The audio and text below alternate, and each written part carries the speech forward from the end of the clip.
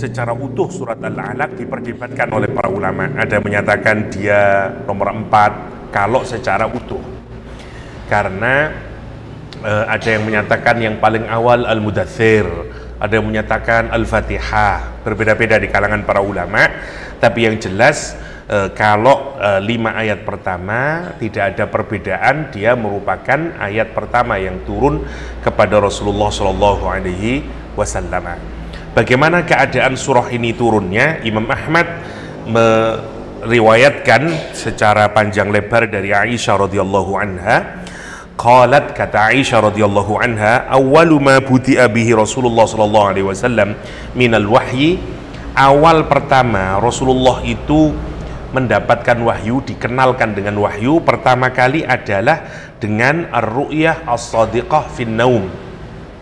Jadi mendapatkan mimpi yang benar secara terus menerus. Ini berlangsung kira-kira saya lupa nih 3 atau 6 bulanan sebelum Rasulullah diangkat menjadi Rasul.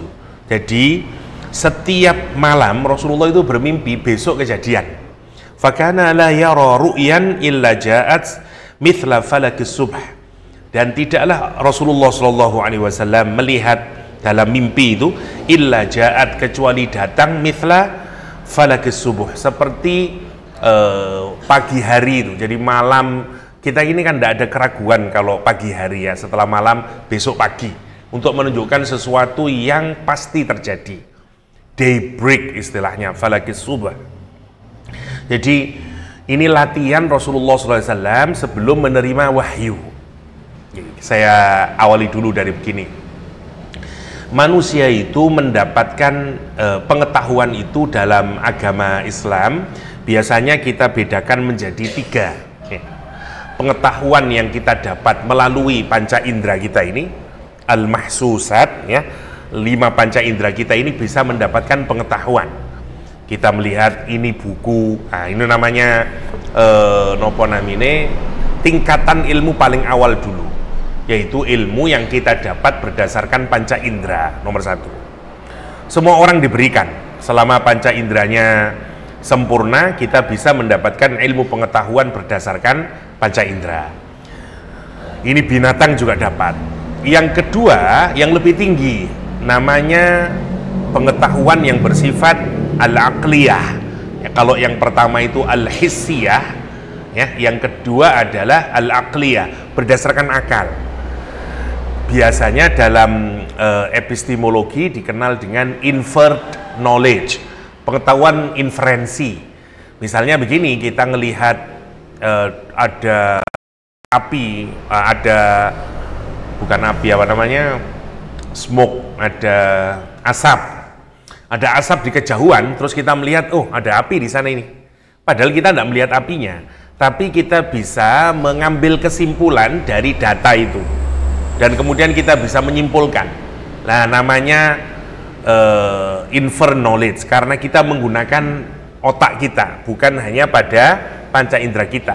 Kalau kita memasukkan pensil ke dalam air, mata kita melihatnya tidak lurus, lah ngoten toh. Tapi akal kita menyatakan enggak, ini lurus, tapi karena ada pembiasan. Nah, itu tingkatannya lebih tinggi. Karena pengetahuan itu tidak hanya berdasarkan mata fisik, tapi sudah menggunakan otak. Nah, ini juga manusia bisa memiliki semuanya. Pengetahuan yang paling tertinggi menurut agama Islam itu adalah pengetahuan yang berasal dari hati kita. Biasanya Allah meletakkan di dalam hati. Semakin bersih hatinya seseorang, semakin dia mendapatkan pengetahuan yang nomor 3 ini, al-qalbiyah. Jadi ada al-ilmu al-hissiyah, ada ilmu al-aqliyah, yang ketiga ilmu yang al-qalbiyah ini atau ruhaniyah. Ruhaniyah itu macam-macam, yang paling rendah kita sebut misalnya seperti ru'yah sholihah, ada nanti ilham, paling tinggi namanya wahyu.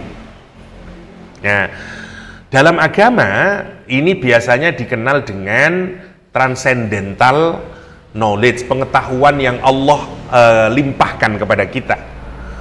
Ini berbeda caranya, tidak perlu sekolah, tidak perlu gitu. Allah memang yang memberi. Ya. atau dalam bahasanya Nabi Khidir dan Nabi Musa alaihi wassalam disebut dengan ilmu ladunni, karena datangnya langsung dari Allah, dikasih orang itu ya. Atau orang modern sekarang menyebut dengan intuisi, dapat intuisi. Menarik ya, katanya dulu banyak peneliti itu menemukan hasil penelitiannya itu bukan hanya berdasarkan otak sama indranya. Wallahu a'lam, katanya sebuah cerita itu dapat intuisi ya, persis seperti yang terjadi pada Archimedes atau pada Albert Einstein. Katanya Einstein itu dulu masuk ke kamar mandi, ke bathtubnya dia itu, kemudian dia main-main dengan busa sabunnya itu.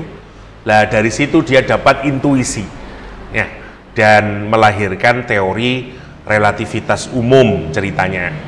Dalam satu buku karangannya orang Hindu namanya Osho, judul bukunya itu Intuition.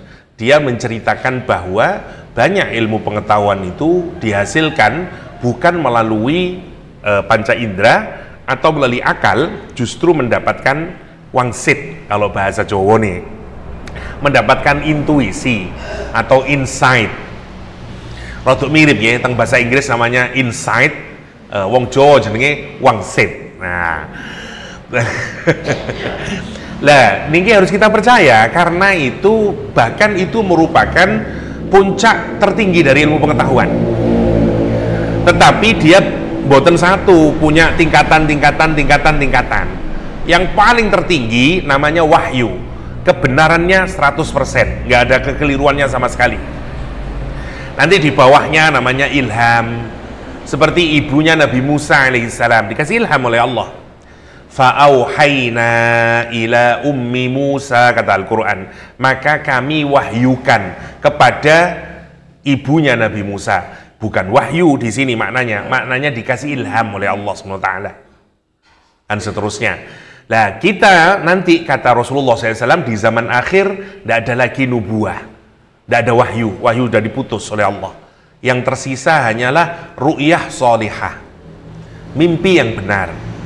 Ini gue masih bisa jenengan mimpi yang benar, entah habis ibadah, habis qiyamul lail, tidur terus dapat mimpi dan kejadian. Nah, misalnya mimpi apalah ya, tetangga saya tabrakan temenan misalnya. Nah, Nabi Muhammad itu sebelum mendapatkan wahyu, kata Aisyah radhiyallahu anha, mengalami peristiwa yang begitu terus menerus 3-6 bulan.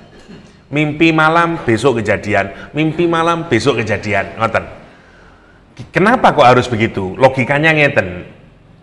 Wahyu itu, pengetahuan itu boten sesuatu yang sederhana ya. Apalagi kalau kita mendapatkan jenis pengetahuan yang sifatnya kayak wahyu ini nanti. Bayangkan kita ini misalnya jenengan dikasih ru'ya sholihah bahwa besok tetangga depan itu akan jenengan nanti nonton film nopo nggih yang tahu sebelum kejadian. Nah, orang-orang modern sekarang itu bikin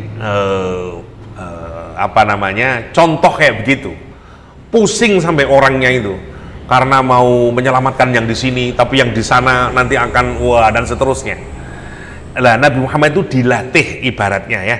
Kalau menurut hadis ini seakan-akan dilatih sebelum menerima wahyu, karena berat sekali wahyu ini. Quran menyatakan wahyu itu sebagai qaulan tsaqila, ya, ucapan yang sangat tsaqil, yang sangat berat. Bayangin Nabi Muhammad itu kalau naik untanya itu kalau dapat wahyu, untanya tidak bisa berdiri, dia langsung gerak, duduk dia, saking beratnya. Pernyataan dari Zaid bin Sabit, pernah Zaid bin Sabit itu pahanya ikut ditindih karena dekatnya duduk, jadi sebagian paha Nabi itu mengenai pahanya Zaid bin Sabit, dan pada saat itu turun ayat Al-Quran. Kata Zaid bin Sabit, sungguh aku tidak pernah merasakan kebebanan sesuatu yang lebih berat daripada saat pahaku itu kesentuh dengan pahanya Rasulullah SAW, karena pada saat itu Nabi mendapatkan wahyu. Itu bahkan secara fisik itu harus ngoten. Nabi kalau mendapatkan wahyu sampai ada bulir-bulir keringat di dahinya, saking beratnya. Masya Allah, itu secara fisik. Meskipun berupa kata-kata, tapi kalau kita tahu hakikatnya berat sekali. Ngoten maksudnya. Karena itu Allah Subhanahu wa Ta'ala melatih Rasulullah SAW dengan ar-ru'yah as-sadiqah fin naum. Sebelum menjadi nabi ini, besok kejadian mimpi malam, besok kejadian summa hubbiba ilayil khala, sampai kemudian Rasulullah SAW menyukai untuk bersendiri, seclusion. Nabi kemudian menyendiri, fakana ya'ti Hira, dan beliau mendatangi gua Hira, fayatakhannath, dan kemudian menyendiri di sana, beribadah di sana, tafakkur fihi di sana, wa huwa at-ta'abbud al-layali, yaitu beribadah di malam hari, zawata al-adad, beberapa hari, 1 minggu, 3 hari, 4 hari, tidak pulang Rasulullah SAW, berangkat membawa makanan, sudah dipersiapkan untuk 3-4 hari, 1 minggu. Nanti kalau habis, wa yatazawwadu lidzalika, Nabi membawa bekal untuk tahannusnya itu. Summa yarji ila Khadijah, kemudian pulang menuju Khadijah, fatuzawwid limithliha, dan kemudian Nabi juga membawa perbekalan lagi seperti yang di awal itu, hatta, dan seterusnya ya, sampai kemudian peristiwa itu terus menerus kados ngoten. Baru kemudian faja'ahul malak, kemudian datanglah malaikat Jibril fihi, di gua Hira tersebut, faqala, dan kemudian menyatakan iqra. Sekarang kita pikirkan, kenapa Rasulullah ke gua Hira? Kini Nabi Muhammad itu adalah seseorang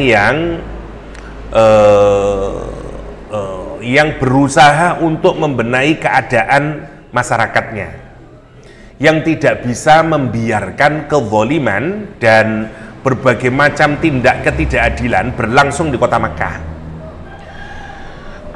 Misalnya mulai dari penyembahan terhadap berhala, kezaliman secara ekonomi, kezaliman atas manusia dengan manusia yang lain, itu nyumpekaken pikirannya Rasulullah SAW sebelum jadi Nabi ini. Satu, karena itu Nabi itu yang disebut Al-Quran nanti di surat Ad-Duha, fawajadaka dhallan fahada. Rasulullah mendapati ini, bagaimana ini menyelesaikan persoalan ini. Semua menyembah berhala, Nabi Muhammad tidak pernah menyembah berhala, sebagaimana Abu Bakar, sebagaimana Waraqah, sebagaimana Khadijah, sebagaimana ayah ibunya Rasulullah SAW. Mereka ini orang-orang Hanafiyah yang mengikuti tradisinya Nabi Ismail alaihissalam, sehingga mereka tidak nyembah. Tapi kebanyakan orang karena ngeten nopo namine patung itu mboten wonten di tradisi Arab awalnya. Ada seorang pedagang Arab yang datang ke Syria saat itu, melihat Syria kok maju ini. Tanyalah kepada sebagian orang Syria ya, waktu berdagang dia ke Syam, bagaimana kalian kok bisa begini? Oh, karena kami punya Tuhan. Mana Tuhanmu? Lah, wujudnya patung. Karena terpengaruh kebudayaan Romawi di Persia, di Syam itu. Maka kemudian dia membeli patung itu, dibawa ke Mekah. Itulah cikal bakal ada tradisi patung di Makkah. Awalnya nggak ada.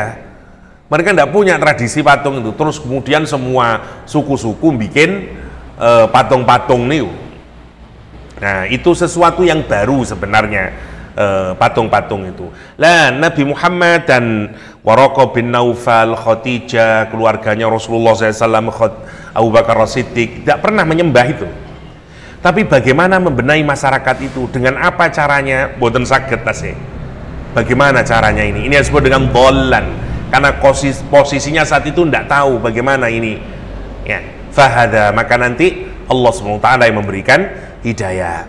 Dalam kaitannya dengan ekonomi dan keadilan, Rasulullah SAW membuat apa yang dikenal dalam sejarah sebagai hilful fudul, ya, the pack of benefit atau ya, hilful fudul ini kalau sekarang semacam apa, LSM, ya, yang berusaha membantu anak-anak yatim sama janda-janda. Jadi Nabi Muhammad SAW dulu sebelum jadi Nabi, pekerjaan sosialnya niku. Jadi bikin LSM, ngumpulin uang dan seterusnya untuk budak kalau dibebaskan, bantu anak yatim, bantu para janda-janda. Itu yang dilakukan Rasulullah SAW. Sehingga nanti namanya harum, dikenal dengan Al-Amin itu karena itu.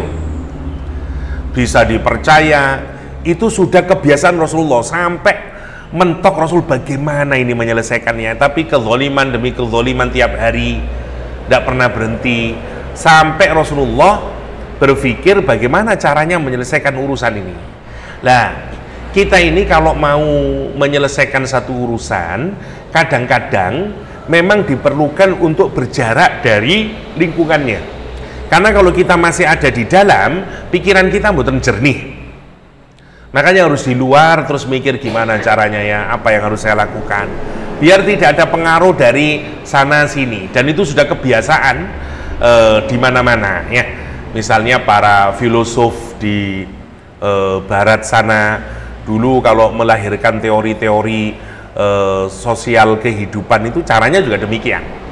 Lah itu salah satu kalau secara logika kenapa Rasulullah SAW matur sebadun pergi ke Gua Hira, karena tujuannya adalah untuk tadi tafakkur.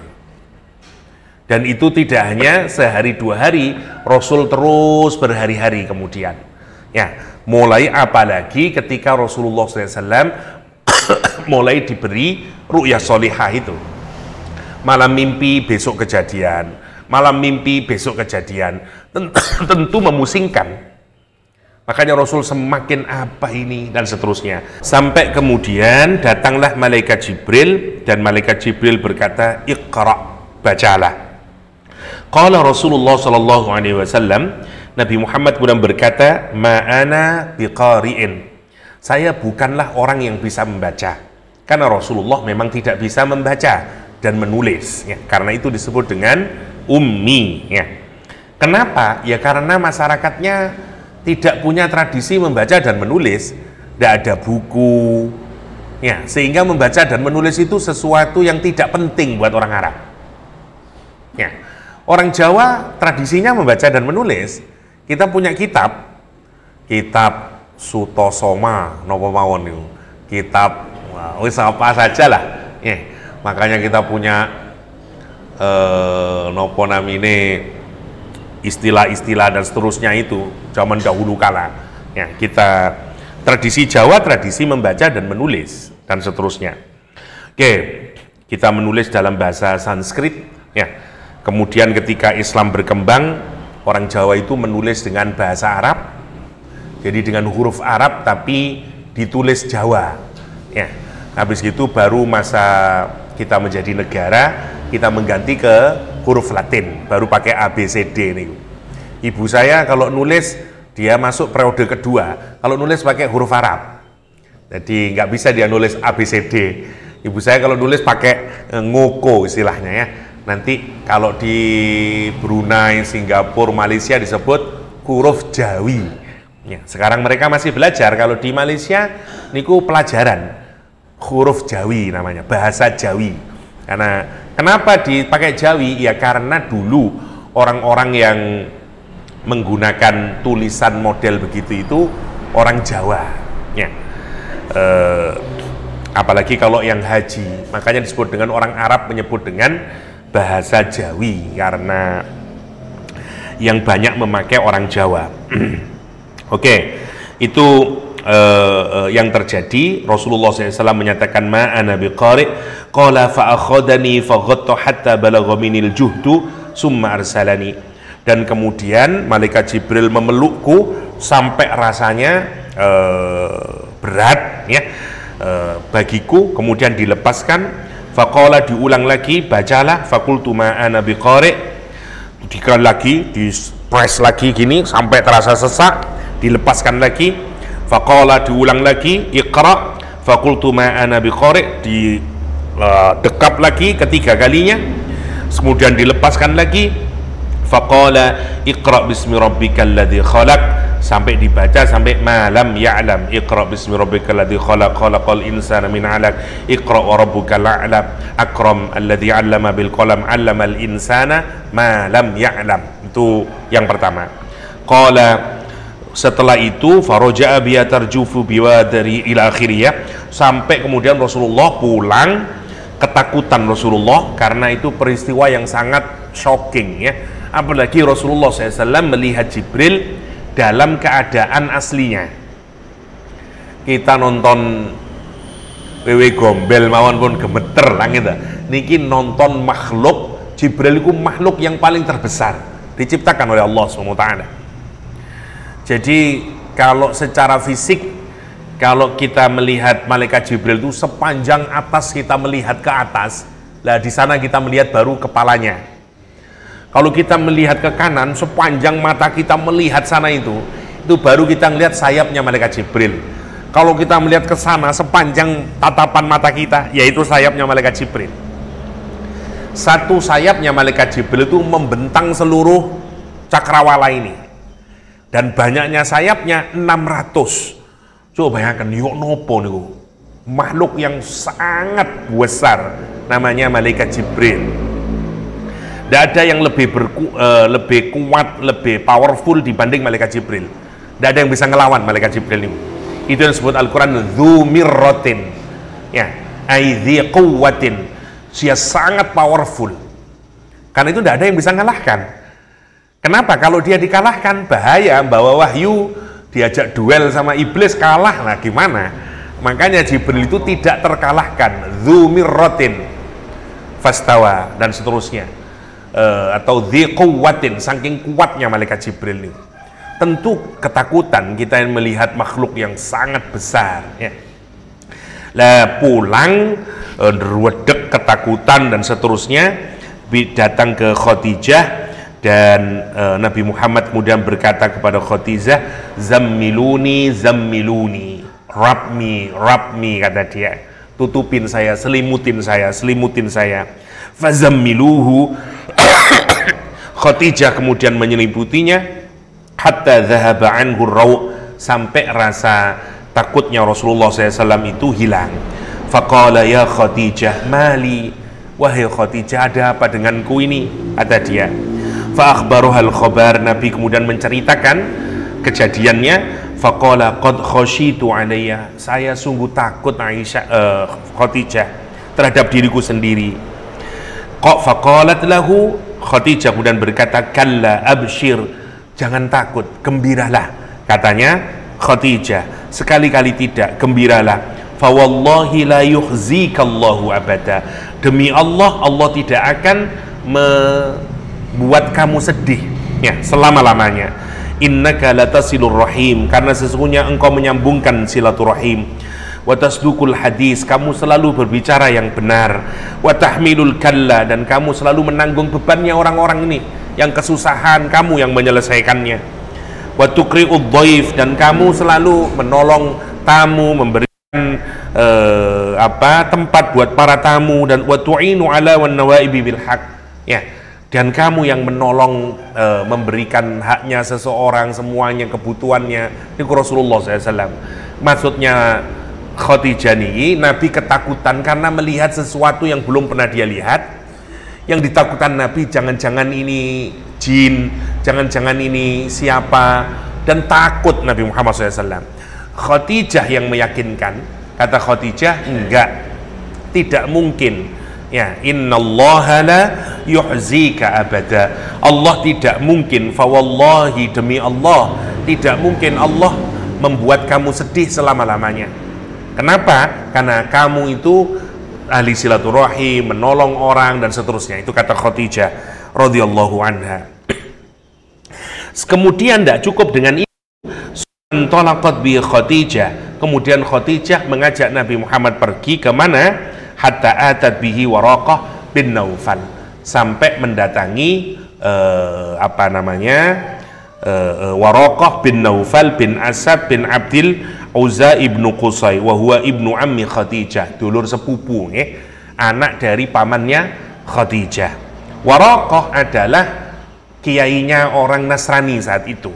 Jadi potret orang Islam saat itu, orang Arab saat itu terbagi menjadi tiga. Satu, orang yang beragama Hanifiyah, ngikutin tradisinya Nabi Ismail alaihissalam. Yang kedua, orang yang mencari setelah Hanifiyah itu dia masih mencari agama apa terus ini, karena kan jauh jaraknya dari Nabi Ismail itu karena belum ada Nabi. Mencari, ini ada dua, ada yang memilih agama Nasrani, ada yang memilih agama Yahudi. Yang kedua, yang ketiga namanya orang pagan, yaitu orang-orang musyrik kafir Quraisy. Jadi ada tiga modelnya, Abu Jahal, Abu Lahab, ini model yang ketiga. Waraqah model yang kedua, Rasulullah dan keluarganya, Abu Hurairah model yang Abu Bakar model yang pertama, Hanifiyah istilahnya. Oke. Pintu Khadijah, coba bayangkan, suami sedang pusing, gundah, sumpek. Hebatnya satu, yang pertama dilakukan oleh Khadijah, memastikan Rasulullah kulrien. Dengan dipastikan, wallahi, ini penting ya, orang kita ini pelajaran yang sangat mahal dari Khadijah ya. Jadi pelipur laranya dulu, bahkan dikuatkan dengan kalimat sumpah, demi Allah, fa wallahi la yukhzika abada, Allah tidak mungkin membuatmu sedih selama-lamanya karena perbuatan baikmu. Dikasih alasannya. Setelah itu tidak cukup dengan gitu, dikasih penguatan lagi dengan cara mendatangi Waraqah bin Naufal. Baru setelah sampai di rumahnya Naufal, Waraqah, apa katanya Khadijah? Ai ibnu ammi, isma' min ibni akhik, dengarkan apa yang mau diceritakan oleh anak dari saudaramu ini. Faqala Waraqah, ibnu akhi ma tara, anak dari saudaraku, apa yang mau kamu ucapkan? Apa? Fa akhbarahu Rasulullah SAW ma ra'a, Nabi kemudian menceritakan kepada Waraqah. Qala Waraqah, hadzan namus alladzi unzila ala Musa, itu adalah malaikat sama dengan malaikat yang mendatangi Nabi Musa alaihi salam. Laitani fiha jad'an akunu hayyan hina yukhrijuka qaumak, saya sangat kepingin saya ini masih dalam keadaan hidup ketika orang-orang itu mengusir kamu, sehingga saya masih bisa membantumu. Qala Rasulullah SAW, apakah orang-orang itu akan mengusir saya? Katanya Rasulullah kepada Waraqah, faqala Waraqah, na'am, iya, lam ya'ti rajulun qattun bima ji'ta bihi illa udiya wa yudrikani yaumuka ansurka nasran mu'ziran, kata dia. Sesungguhnya tidaklah orang itu mendapatkan sebagaimana yang kamu dapatkan, kecuali dia akan dimusuhi, diusir oleh umatnya, dan jika aku mendapati hari itu, aku akan menolongmu dengan pertolongan yang paling terbaik yang bisa aku berikan, kata Waraqah bin Naufal.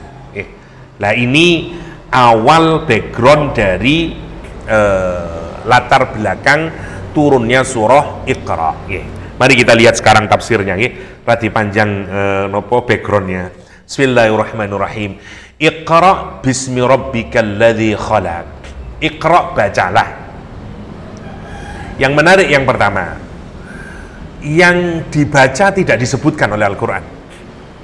Iqra, bacalah, mestinya kan mau copo, nggak ada bacaannya.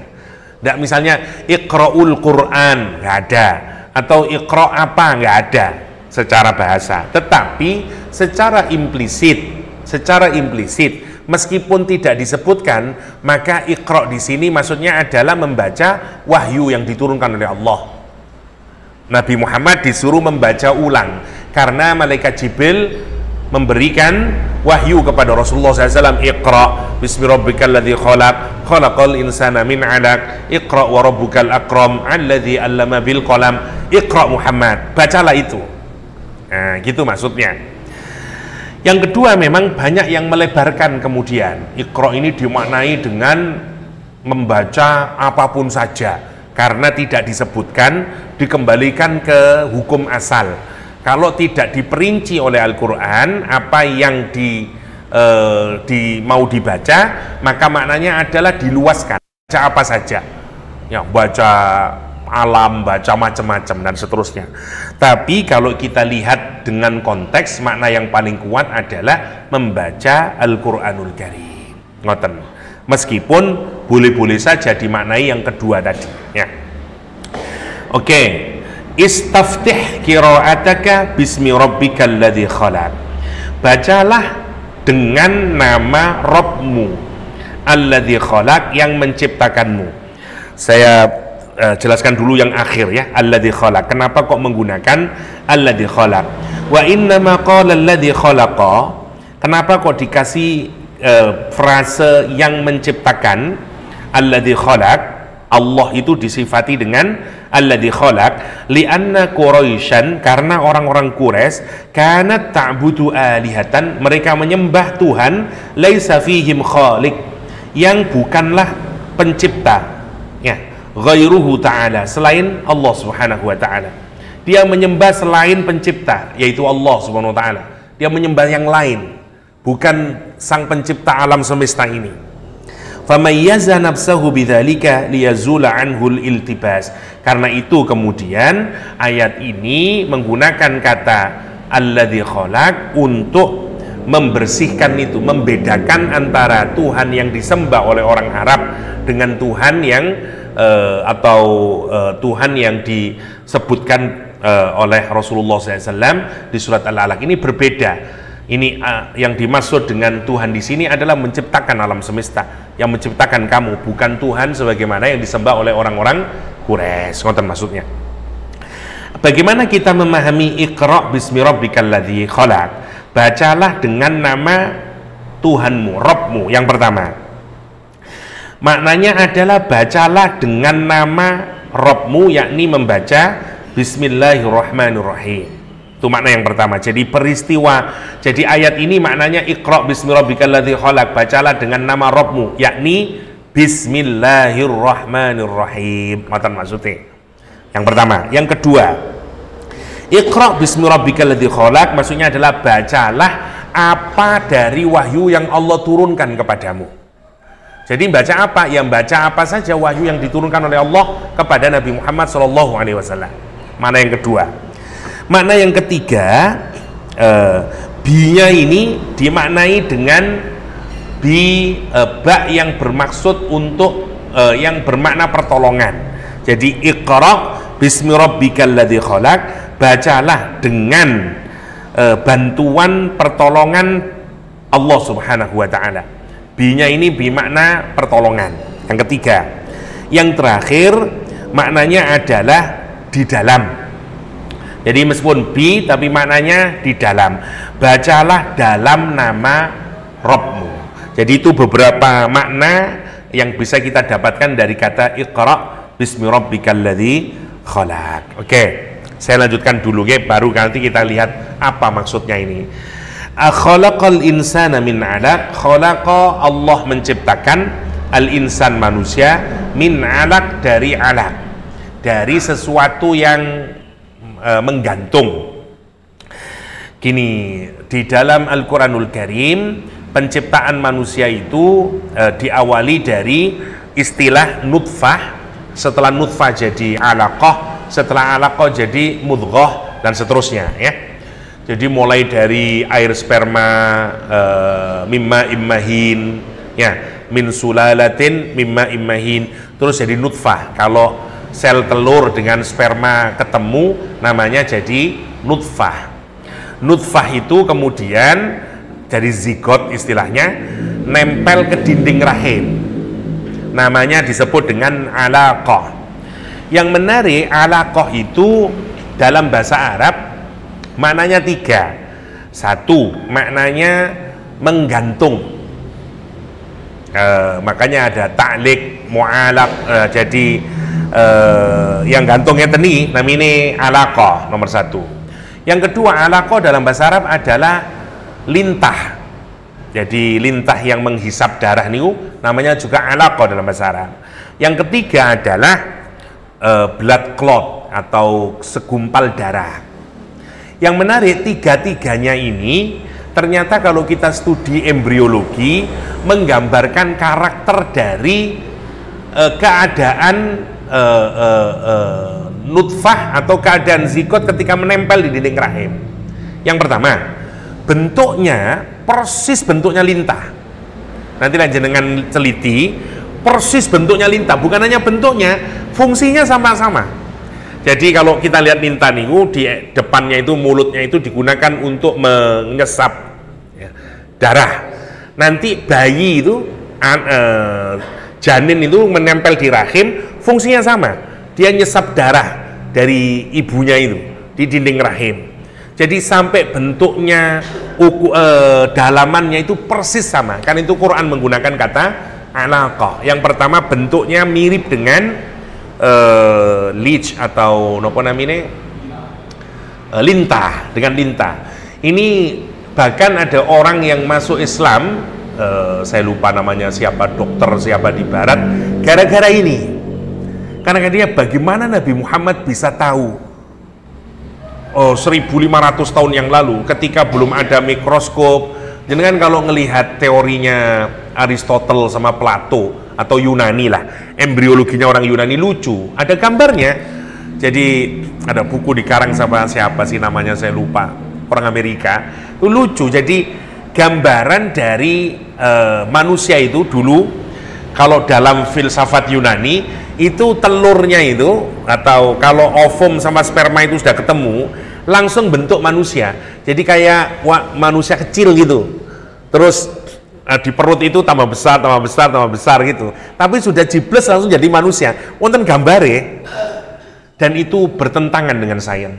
Satu-satunya kitab yang menjelaskan tentang embriologi sebelum ada komputer, sebelum ada alat untuk mendeteksi, Al-Quranul Karim.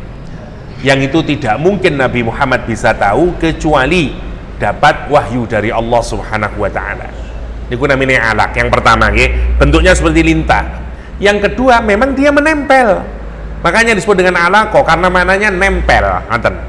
Yang ketiga, human clot, ya, karena memang di bawahnya itu, jadi kalau bentuknya kayak begini-gini, kayak lintah, terus bawahnya itu memang ada darah yang ini, persis nanti sama. Dengan coba cari nanti alaqah dan modern embriologi misalnya, menarik.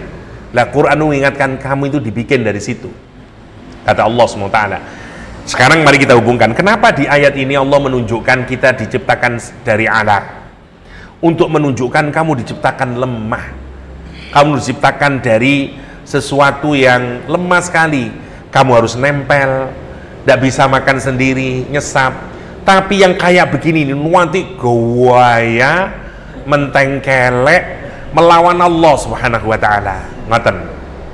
Bedanya adalah di surat sebelumnya, kalau jenengan masih ingat, surat At-Tin bicara tentang penciptaan kita, penciptaan yang paling sempurna.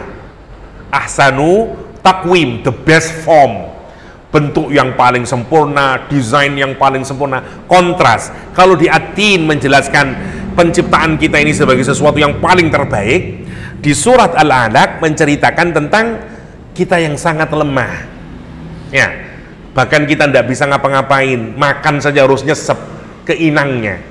Nah, kenapa? Lihat hubungannya itu. Kalau yang di sini Allah ceritakan bagaimana manusia itu, karena Allah menciptakan dengan potensi yang paling terbaik, bisa melahirkan manusia yang paling terbaik, seperti Nabi Musa, Nabi Isa, Nabi Nuh, dan Nabi Muhammad SAW. Dengan perumpamaan kemarin ya, At-Tin, Zaitun, Turisin, Hadal Baladil Amin, dan seterusnya. Tetapi di akhir surat At-Tin kita diingatkan bahwa manusia meskipun oleh Allah dikasih desain bentuk yang paling terbaik, kalau dimanfaatkan bisa menjadi para nabi itu, tapi kalau dia tidak manfaatkan dia menjadi asfala safilin, kan gitu. Lah surah Al-Alaq itu nanti contoh konkret orang yang menjadi asfala safilin. Ngoten. Itu hubungannya. Lah karena itu apa yang membuat orang asfala safilin? Nanti kita diingatkan oleh Allah SWT. Nah, tapi diingatkan awal dengan apa? Lihat, kamu itu diciptakan oleh Allah dari alaq yang sangat rendah, yang sangat, dan seterusnya itu sangat tidak berdaya. Itu maksudnya khalaqal insana min 'alaq. Khalaqal insana min 'alaq. Iqra wa rabbukal akram. Khalaqal insana min 'alaq yuridul insan jinsal. Nah, ini maksudnya al-insan, maksudnya jenis ya, semua manusia, bukan hanya Nabi Adam alaihissalam, bukan satu orang manusia tapi semuanya.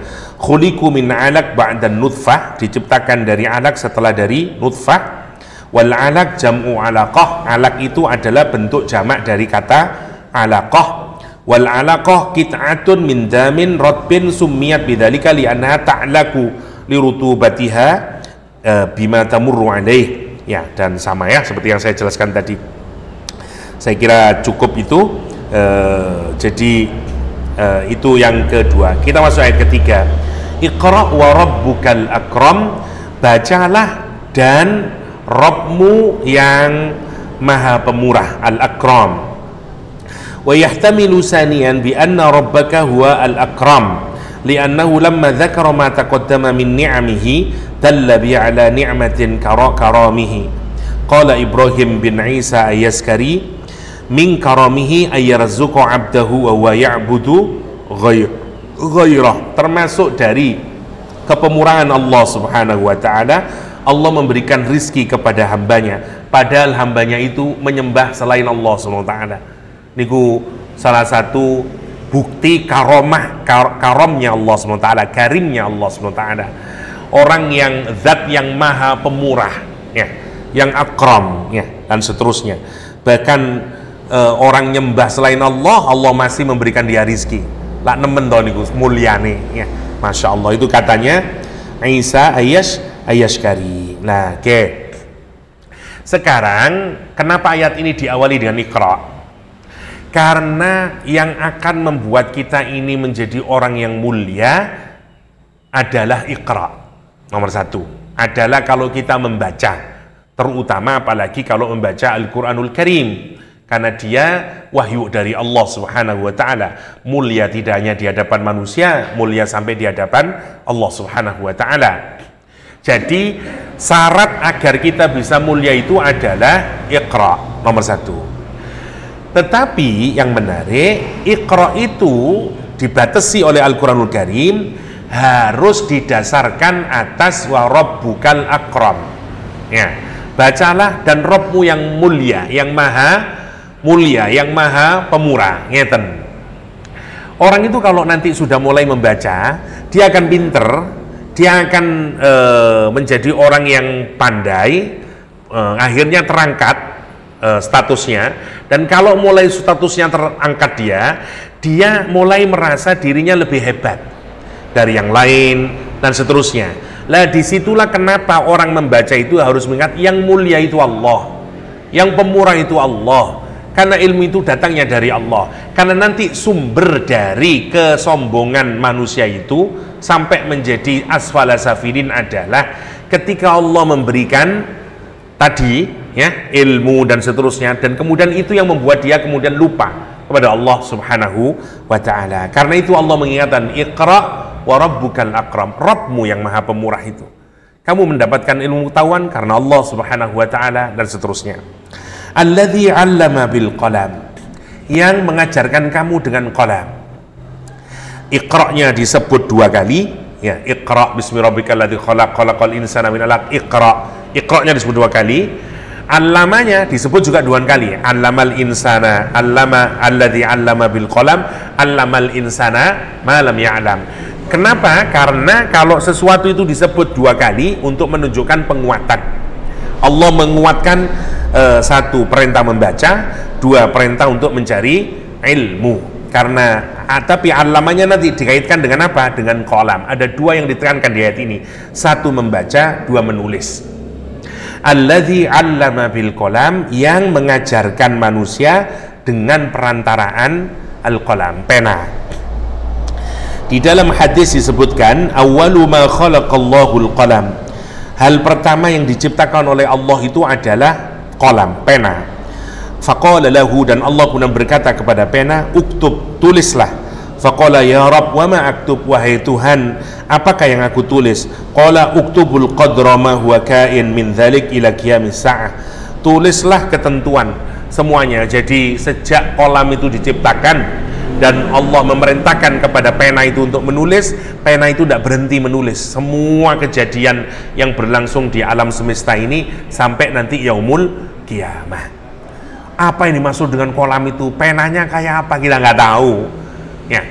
Bagaimana yang dimaksudkan dengan kolam itu, wallahu alam, itu semuanya barang gaib ya, yang kita tidak tahu. Tapi dia termasuk makhluk pertama yang diciptakan oleh Allah Subhanahu wa ta'ala. Oke. Yang penting untuk kita renungkan, ada tambahan lagi sebelum kita melihat hikmahnya. Siapa yang pertama diajarin oleh Allah SWT dengan menulis ini? Karena allama bil qalam, yang mengajarkan melalui perantaraan pena. Ada yang menyatakan yang pertama diajari adalah Nabi Adam alaihissalam. Li'annahu awwala man kataba. Kata Ka'bul Akhbar, Nabi Adam orang pertama yang diajari menulis oleh Allah SWT dengan pena. Yang kedua Nabi Idris, awwalu man kataba, karena Nabi Idris yang diajari pertama. Yang ketiga, annahu arada kullaman kataba bil qalam li'annahu ma'alima illa bita'limillahi lahu.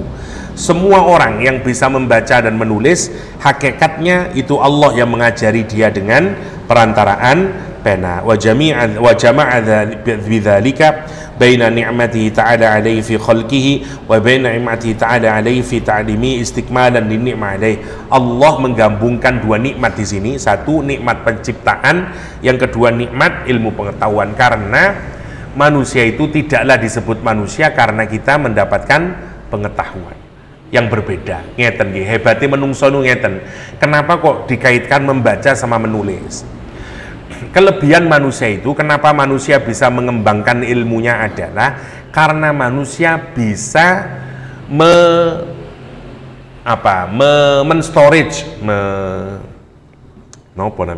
menyimpan ilmunya melalui tulisan. Jadi kita tidak perlu mempelajari ulang lagi seperti binatang, kambing, ayam, dia tidak bisa mengembangkan ilmu. Dari dulu namanya kambing ya bisanya begitu terus, ayam bisanya ya begitu terus. Manusia mboten, karena ilmu yang sudah dipelajari oleh kakek, nenek, buyut kita semuanya itu sudah disimpan melalui tulisan, sehingga orang berikutnya tinggal datang melajari tulisannya ya, dan sudah langsung aja bisa mengembangkan baru lagi, tidak untuk makhluk yang lain. Karena itu manusia punya kemampuan untuk mengembangkan dirinya. Ilmu pengetahuannya makin berkembang. Bayangin kalau kita ini tidak bisa menyimpan ilmu pengetahuan, ngulang lagi dari awal terus. Semua buku nggak ada, lahir rocot, mulai dari mana, gelei mana. Enggak, sekarang sudah enggak. Kenapa? Karena sudah tersimpan. Apalagi sekarang ya, anak yang hidup di zaman sekarang ini makin gila lagi kesempatan dia untuk menjadi anak yang pinter. Tidak seperti zaman kita. Zaman anak-anak sekarang ini, bayangkan anak sekarang itu bisa mendapatkan akses, ibaratnya ya, kalau kita ngomong secara kasar, otaknya orang seluruh dunia. Sekarang ini otaknya orang seluruh dunia, pengetahuannya orang seluruh dunia dikumpulkan jadi satu, menjadi mesin. Namanya AI, Artificial Intelligence. Jadi sekarang ini orang sama seperti belajar kepada seluruh otaknya manusia. Mulai zamannya Nabi Adam sampai sekarang ini. Dan itu dikumpulkan. Dan langsung punya akses. Dulu tidak bisa, jenengan mau belajar harus pergi ke sana. Semua ilmu pengetahuan tidak bisa. Sekarang Masya Allah. Dan super cepat. Dulu misalnya ya, orang kalau mau mentakhrij hadis, misalnya anak jurusan hadis, untuk mentakhrij satu hadis saja, menilai satu hadis, nanti hadis ini apa statusnya ya, dia dhaif, dia maudhu', dia masyhur, dia aziz, dia sahih, dia hasan, itu lama dulu. Kenapa? Karena kita buka satu kitab dulu, satu-satunya kitab dulu yang menjelaskan tentang ini ada di mana saja kitab hadis. Kalau ketemu hadis misalnya innamal a'malu binniyat, di mana saja ya ini tersimpan Di Bukhari hadis nomor berapa, di Muslim hadis nomor berapa, di An-Nasai misalnya. Kita itu hanya ada dulu satu kitab dikarang oleh Profesor Leiden sana, non muslim, namanya A.J. Winsing, segini kitabnya. Nah, kita dulu latihannya itu begitu, nggak bawa kitabnya, buka satu-satu, mana ya ditulis di Muslim halaman segini, baru pindah ke kitabnya Sahih Muslim nyari. Sekarang buatan perlu, karena sudah wonten aplikasinya, tinggal tik keluar semuanya udah, mau kemana, cepet sekali. Bayangin, itu dulu zaman saya kuliah sudah muncul itu. Waduh, enaknya sekarang ya, cepet sekali sudah menilai. Oke, zaman sekarang lebih gila lagi. Semua ilmu pengetahuan itu sudah dimasukkan ke dalam mesin. Jadi seluruh otaknya, ibaratnya omong kasar ini ya, seluruh otaknya manusia yang pernah ada itu sekarang sudah dikumpulin dalam satu mesin. Dan kita tinggal bertanya saja, gimana? Sampai ibaratnya nanti kemungkinan orang nanti tidak butuh lagi guru nanti, karena kita sudah tinggal bertanya saja sama mesin. Dan mungkin 20 mau tahun mesinnya lebih pinter dari manusianya. Wong sekarang aja lebih pinter sudah. Jadi dengan main AI banyak, misalnya ada DeepL, ada ChatGPT, ada Brad. Itu kita nulis sampai nulis tolong terjemahkan ini, terserah jenengan mau bahasa apa dengan wapi terjemahannya. Google kewala jauh, terjemahin ke Arab, Arab. Saya tanya pakai bahasa Arab, jawabnya bahasa Arab. Gila ini. Mau ngomong jelaskan semua buku dia semutin, di buku ini begini, di ini begini, di ini begini. Allah. Jadi anak sekarang itu peluang untuk jadi pinter mudah sekali anak sekarang. Jadi nanti ilmu itu bukan segala-galanya, karena gampang sekali akses mendapatkan ilmu. Semakin ke sini, yang paling membedakan orang nanti apa? Karakter, akhlak yang paling membedakan. Karena sudah sangat mudah ilmu itu. Sekarang tidak butuh, terlampau mudah sekarang udah. Nah, itu kenapa kita bisa begitu? Karena menulis. Para insinyur itu yang menulis semuanya dimasukin ya jadi aplikasi, masya Allah. Kalau seneng latihan, saya bukai tiap hari. Ya kadang-kadang masih banyak salahnya sih, terutama dalam agama. Tetapi semakin kita membenahin, semakin pinter mang ya mesinnya nih. Anak sekarang bikin skripsi semalam selesai. Apalagi kalau dosennya nggak tahu AI, dibohongin sama mahasiswa sekarang. Semalam selesai bikin skripsi. Wong tinggal kita minta saja, buatkan pendahuluannya, dibikinin sama dia, undung, selesai. Masukkan referensinya 10, masukkan, dimasukin sama dia. Allah, coba bayangin, bagaimana dengan rumusan masalah, dibikinin sama dia. Analisasnya, mau bikin survei, dulu kita bikin survei, sekarang nggak perlu. Saya mau bikin survei tentang ini dengan ini, tolong bikinkan mulai awal sampai akhir, selesai dalam 1 menit, dengan print, selesai. Dosennya geleng-geleng kepala, apalagi dosen tua-tua nggak ngerti AI, dibohongin aja. 1 hari selesai bikin skripsi, masya Allah. Gila zaman sekarang, Lah, masya Allah, makanya itu hebatnya manusia. Karena apa? Karena 'allama bil qalam, bahasanya Al-Quran itu. Kita ini punya kemampuan qalam. Kenapa Islam dulu menjadi maju? Karena punya tradisi ini, 'allama bil qalam. Orang mulai menulis, kita itu menjadi peradaban besar lama, mulai tahun 700 sampai 1700. 1800 kita mulai kalah lah. 1800 mulai Eropa niku Renaisan terus kalah. Tapi kegemilangan kita itu mulai 700 ya, sampai 1700-an. Niku dikuasai orang Islam dunia nih. Lah gila toh niku. Ini bukan waktu yang pendek, lama nih.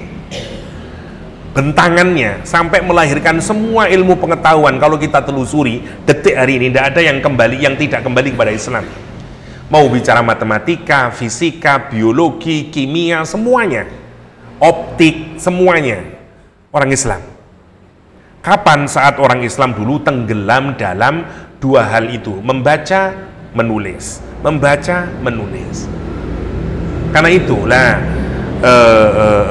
sekarang apalagi, Masya Allah, kita sudah sangat kalah dengan mereka karena menulis nih. Makanya kalau sekarang itu ya karena untuk kepentingan nopo namine menjaga Al-Quran ya. Tapi sebenarnya kalau kita pikirkan, orang hafal Quran itu kalau untuk kepentingan ilmu ya sudah tidak terlampau dibutuhkan hari ini. Lawang jenengan tinggal tanya saja, tidak perlu. Ya kalau dulu tanyain surah, sekarang cepetan mesin sama orang yang hafid. An-Nisa ayat 10, jenengan tinggal pakai mikrofonnya itu, voice-nya An-Nisa ayat 10, cepet-cepetan langsung keluar dung. Sebenarnya udah tidak butuh lagi orang hafid dalam pengertian ilmu pengetahuan.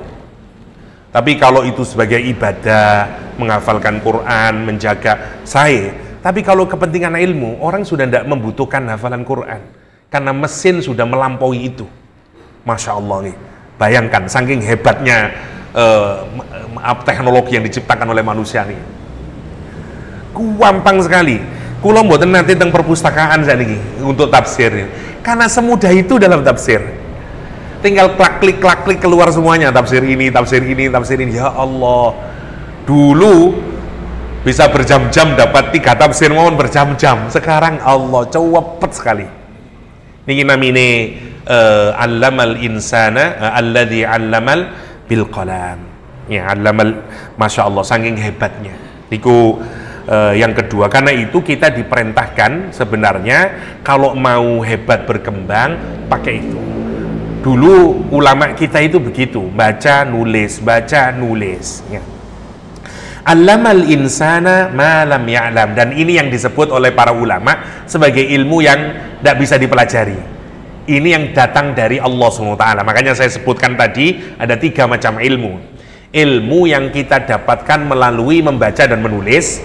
Tapi ada lagi ayat yang kelima, allama, Allah mengajarkan al-insana, manusia, ma, sesuatu, lam ya'lam, yang mereka tidak ketahui. Ini salah satunya apa? Tadi wahyu Allah SWT. Kalau ini kita tidak bisa punya akses. Sepandai-pandainya ilmu pengetahuan manusia, dia tidak akan pernah tahu kenapa dia hidup, mau kemana setelah mati.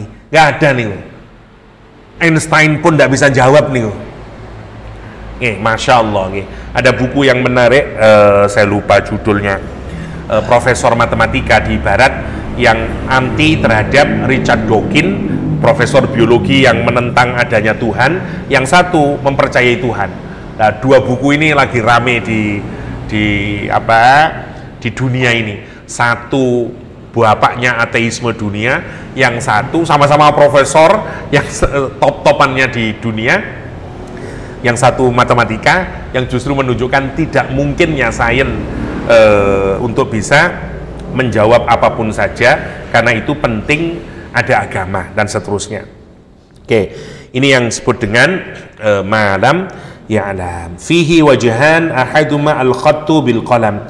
Yang pertama ada yang memaknai malam ya'lam itu adalah menulis dengan pena, yang awalnya tidak bisa, kemudian dia menulis. Yang kedua, allamahu kulla sun'ihi alimaha fata'allam, yang berbagai macam ilmu yang kemudian diajarkan. As-sani 'allam min halihi fi ibtida'i khalqihi ma yastadillu bi 'ala khalqihi wa ayanqulahu min ba'du 'ala iradatih, dan seterusnya ya. Tapi singkatnya adalah ilmu pengetahuan manusia itu memang semestinya harus diikat dengan tulisan. Rasulullah SAW menyatakan qayyidul ilma bil kitabah, ya. Ikatlah ilmu itu dengan tulisan. Man amila bima alima razaqallahu ilma ma lam yakun ya'lam. Ini terkenalnya kita ini kalau kepingin dapat ilmu yang tanpa kita pelajari, ya, langsung diberikan pemahaman oleh Allah SWT, caranya adalah siapa yang mengamalkan apa yang dia fahami, Allah akan merizkikan kepada dia pengetahuan yang dia tidak fahami. Apalagi Al-Quranul Karim. Pak Guru Shihab cerita tentang Syekh Mutawalli Sya'rawi ya, waktu mengajar ngeten niki, terus wonten ada seseorang yang bertanya, yang pertanyaan itu susah untuk dijawab. Sementara Sya'rawi diam begini, kemudian ada orang, katanya Syekh Mutawalli Sya'rawi cerita, yang memberitahu dia. Ya, setelah dia mendengarkan apa yang dijelaskan oleh dia, baru Syekh Mutawalli menjelaskan. Tapi setelah menjelaskan, dilihat lagi nggak ada orangnya. Ya, kata Pak Guru Shihab, mungkin malaikat yang mengajarkan dia. Ya, karena semua orang tidak tahu yang diomongin oleh Syekh Mutawalli Sya'rawi. Tadi ada orang menyatakan tidak ada. Itu ceritanya Syekh Mutawalli Sya'rawi yang punya tafsir Asy-Sya'rawi. Masya Allah, ya. Itu salah satu bukti allamal insana ma lam ya'lam.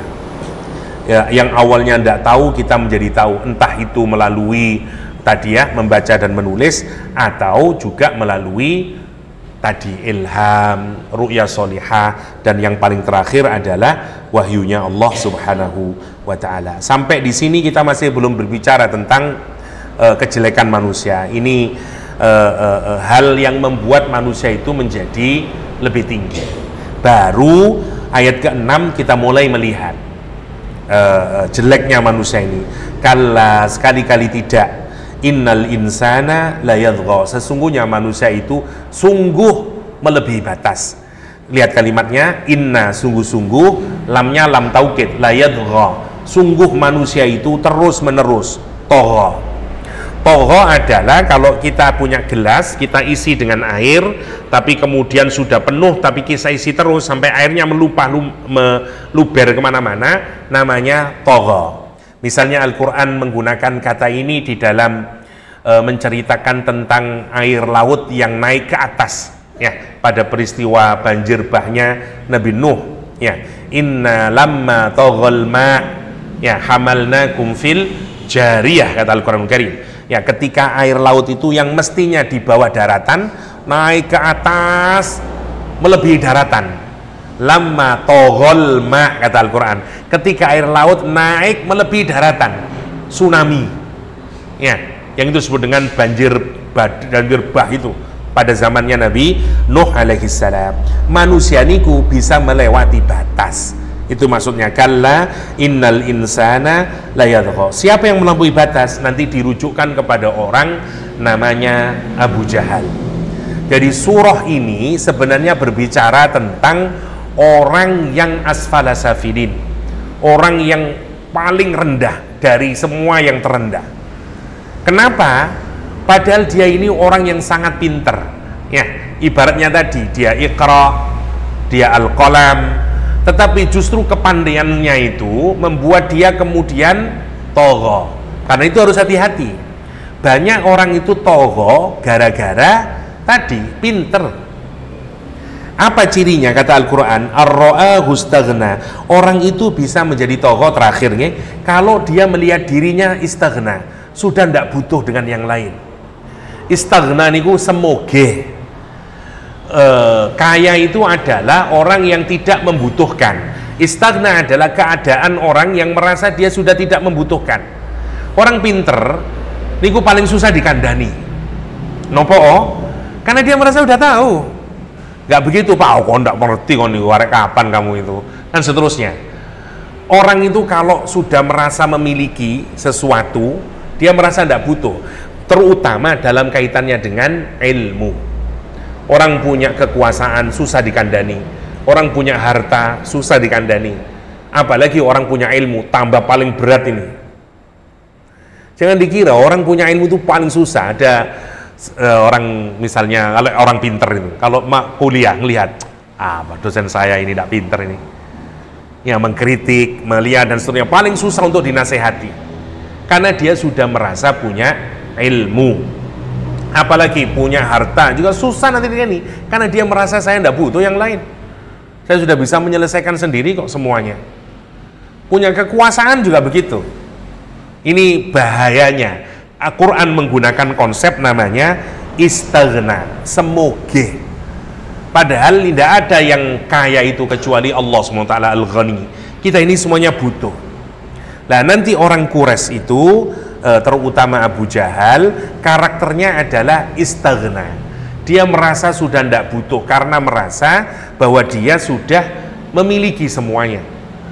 Dia memiliki harta, dia memiliki kekayaan. Kamu datang mau merubah-rubah saya, siapa kamu? Dia sudah tidak butuhkan semuanya. Nah, orang itu kalau sudah istighna, nanti dia menjadi tauhid. Jadi urutannya itu begitu ya. Jadi urutannya, dia punya ilmu, dengan ilmunya dia mendapatkan semuanya, pengetahuan, kekuasaan, kekayaan. Nah, kalau sudah dapat ini, orang biasanya istighna, merasa cukup sudah, puas dengan dirinya. Dan kalau sudah istighna, lahirlah penyakit namanya tauhid. Contoh yang paling clear adalah Fir'aun. Fir'aun itu diawali dari kecil, belajar dia. Ya, setelah belajar pinter dia, jadikan punya kekuasaan dia, kaya raya dia. Setelah itu dia istighna. Diajarin Nabi Musa, nolak dia, semuanya ditolak dia dan menjadi tauhid. Kalla inna fir'auna innahu tagha, kata Al-Qur'an. Fir'aun tagha. Mentalitas kita sama.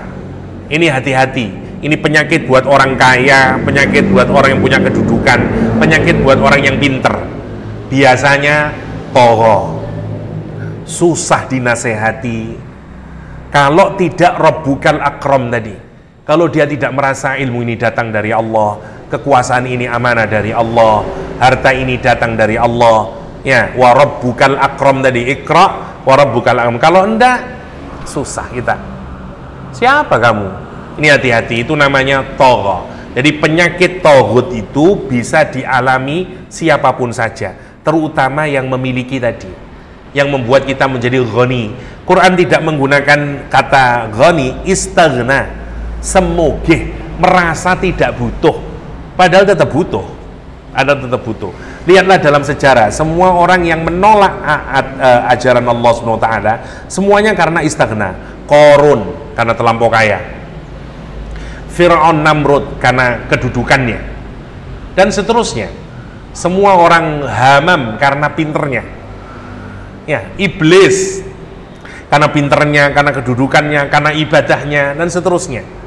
Masya Allah, ini hati-hati dengan penyakit namanya istighna, ya, kemudian melahirkan kondisi batin namanya tagha. Nanti kita perdalam, mboten selesai. Nanti kita mulai masuk ke intinya, siapa Abu Jahal, bagaimana sifatnya Abu Jahal, apa saya dilakukan oleh Abu Jahal kepada Rasulullah SAW. Ini ayat berikutnya, sampai nanti perlawanan Abu Jahal kepada Rasulullah, dan Rasulullah menantangnya. Kalla, kata Rasulullah, sanad'u zabaniyah, kalla la tuti'hu wasjud waqtarib. Jadi intinya, singkatnya saya tambahin sedikit, kalau kita ini ngawali dengan Iqra, akhirnya harus sujud. Ujung surah Al-Alaq itu adalah la tuti'hu wasjud waqtarib. Orang itu kalau Iqra harus melahirkan sujud. Sama seperti tanaman itu, kalau dia menghasilkan buah, tanaman itu bukan tambah tegak, dia semakin merunduk. Nah, ada tanaman yang naik ke atas begini, bukan wonten. Itu ajaran buat kita. Kalau kita menyatakan padi menguning, ya, semakin menguning semakin merunduk, ya. Tong kosong bunyi, nyaring bunyinya, katanya peribahasa kita. Sama dengan begitu, ya. Mestinya ilmu itu membuat kita semakin tunduk, bukan semakin tauhid, kira-kira begitu. Insyaallah kita dalami di pertemuan mendatang. Semoga ada manfaatnya. Hadanallahu iyyakum ajma'in wa sallallahu ala nabiyyina Muhammadin wa alihi washabbihi wasallam wa akhiru da'wana alhamdulillahi rabbil alamin. Subhanakallahumma wa bihamdik asyhadu an la ilaha illa anta astaghfiruka wa atubu ilaik. Assalamualaikum warahmatullahi wabarakatuh.